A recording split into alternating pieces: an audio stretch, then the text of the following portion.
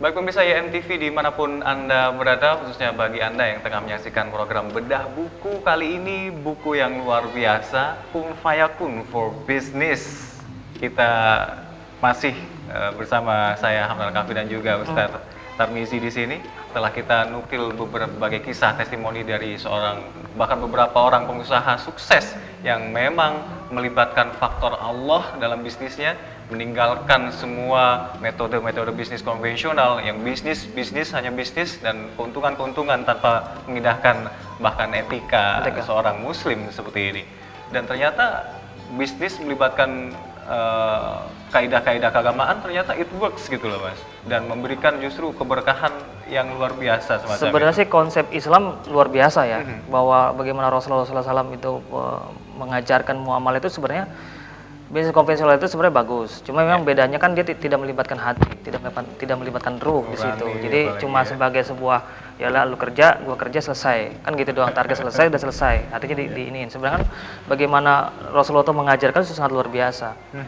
Kalau mau misalnya gini, kalau kita mau berkah misalnya, rezeki kita berkah satu, apa sih yang harus kita ini? Satu, keberkahan itu pertama, kita menjadikan sholat sebagai sebuah kebutuhan. Kalau sholat menjadi sebuah kebutuhan, maka sebenarnya hidup kita akan jadi berkah. Pasti berkah. Mau usaha, kita sholat dulu. Minta sholat hajat sama Rasulullah, minta istikharah, gimana kita mau sholat. Mau ketemu sama vendor, mau ketemu sama itu, kita sholat dulu. Itu sholat. Belum lagi sholat yang 5 waktu.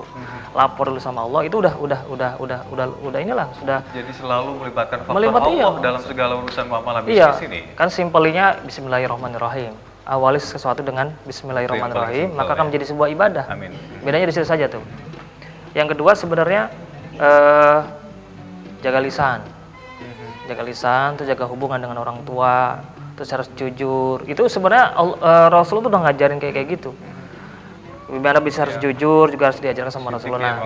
Memang salah satu sifat dari Rasul. Nah, tinggal nanti Rasulullah SAW tuh banyak juga mengajarkan doa-doa nanti bisa dilihat di buku ini nih. Di buku ini ada doa-doanya. Jadi saya nggak baca, bisa menunjang para pemirsa untuk hal bisnis doa di sini. Jadi saya nggak bisa bacakan, nanti ya baca aja di buku ini lah, kan lebih lengkap tuh. Gimana sholat duhanya, gimana itu ada di situ semua. Bahkan sampai agar terbebas dari utang macam itu ya. Jangan utang tuh. Jangan utang. Pakai kartu kredit aja kan gitu kan. Nah, subhanallah ini sudah bagaimana Allah Rasulullah SAW sudah inilah. Contohlah bagaimana Nabi berdagang, berbisnis. Ingat nih. Rasul itu nggak miskin. Rasul itu kaya. Pada saat Rasulullah SAW meminang Siti Khadijah, berapa unta yang dia menjadi maharnya? Itu 100 unta merah. Bukan hitam dengan putih tapi merah. Unta merah itu unta yang paling bagus dan paling mahal. Bayangin saja kalau sekarang unta harganya berapa? Unta biasa sekarang tuh harganya berapa? Dikali 100, itulah maharnya Rasulullah kepada Siti Khadijah.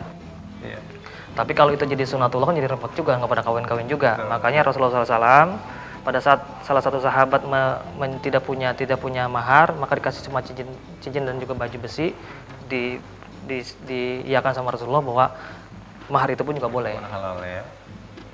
Sahabat-sahabat Nabi itu tidak ada yang miskin, semuanya kaya. Kecuali Ali bin Thalib, tapi Ali bin Thalib bukan keluarga. Semuanya kaya. Dan gimana Abdurrahman bin Auf, bagaimana Utsman bin Affan, bagaimana Umar bin Khattab, semua orang kaya semua. Tapi semuanya kembali ke Allah dan tidak ada yang miskin. Tidak kembali miskin. Nah, pada saat misalnya gini,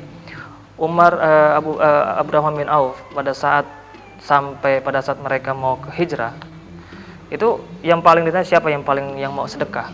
Mereka Abdurrahman bin Auf paling ke depan. Seluruh hartanya diberikan sama dia. Tapi sampai di Madinah, pertama kali yang dia cari apa? Pasar yang pertama kali dia cari.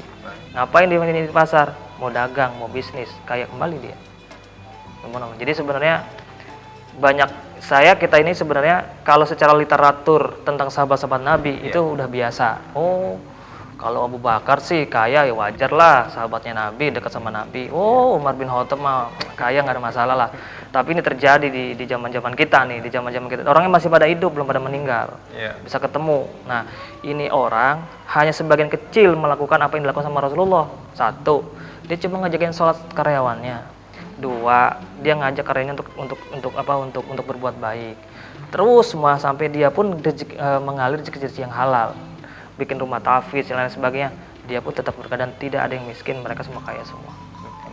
Maksudnya perkembangannya itu kita perhatikan itu tidak ada hidupnya seneng, keluarganya sehat, anak-anaknya ceria, tidak ada yang bandel, rezeki makin tambah, terus usahanya semakin maju, dan dia itu hidupnya fine-fine saja gitu kan. Penuh barokah itu tanda-tanda keberkahan. Keberkahan Kalau kayak salah gitu. satunya di situ Ustaz ya. Oh iya, ada orang kaya, anaknya narkoba, ya nggak berkah lah dia. Ya itu nggak berkah lah pokoknya. Iya. Allah akan mengangkat keberkahan satu kaum karena akan mengangkat keberkahan bumi dan langit karena memang orang-orang berdosa. Betul.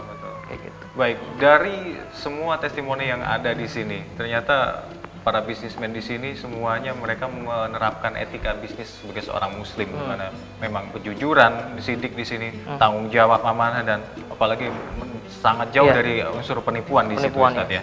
Aha. Dan banyak sekali yang memang bisa kita terapkan dalam bisnis itu, kaidah-kaidah Islam di sini. Namun ternyata sampai saat ini pun saya baru saja terbuka matanya setelah membaca buku ini, ternyata seperti itu Ustaz. Ya ini motivasi kita sebenarnya kan ini bagian dari kumpulan sebenarnya masih banyak lagi yang saya rangkum. Yeah. Yang kita rangkum beberapa pilihan kita merangkum, mudah-mudahan ini menjadi sebuah inspirasi yang luar biasa buat masyarakat. Kita juga ini nih roadshow juga buku ini, jadi Kun for Business, teman-teman yang ada di buku ini virusnya kita sebarkan. Yeah. Jadi ke pengusaha-pengusaha kecil yang baru mau tumbuh, ente saya nggak punya modal nih, oh di sini ada nih, ente nggak punya modal ya, nih ada bule nih nggak punya modal tapi bisa jadi bisnis. Oh saya bla bla bla bla, ya ada nih. Nah yang kayak gini kan dakwah kayak gini kan lebih condong lah.